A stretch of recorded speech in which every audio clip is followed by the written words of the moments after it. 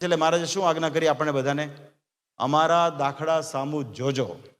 અપાર કષ્ટ સહન કરી પરમહંસોએ માન અપમાન સહન કરી માર ખાધા છે, પણ ભગવાનને રાજી કરવા માટે એ જમાનામાં ટાચા સાધનો હતા, એવામાં પણ સંપ્રદાય સ્થાપ્યો છે. આ સંપ્રદાય કાંઈ સંપત્તિ બનાવવા માટે નથી, કે મોટી સંસ્થા બનાવવા માટે નથી, કે પોતાનું રજવાડું ઊભું કરવા માટે નથી, કે પોતાની રીતે પોતાના એંગલથી સત્સંગ બતાવવાની વાત નથી.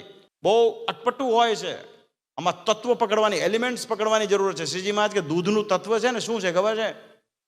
હવે એને આંખથી જુઓ સફેદ દેખાય, નાકથી જુઓ સુગંધવાન જણાય, ત્વચાથી અડો ટાઢુંનું જણાય, જીવાથી અડો તો સ્વાદવાળું ગણાય, પણ એ દૂધનું તત્વ નથી.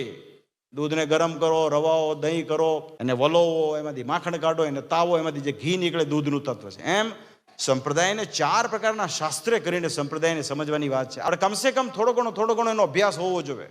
નાનકડી વસ્તુ લેવા જઈએ છીએ, મોબાઈલ વગેરે, એમાં કેટલો તપાસ કરીએ છીએ, કેમ કે ગાંઠના પૈસાથી લઈએ છીએ તો બધું પૂછીએ છીએ 10 જણાને, આ ગાડી કેવી છે, માઇલેજ કેવી આપે છે, ફલાણું છે.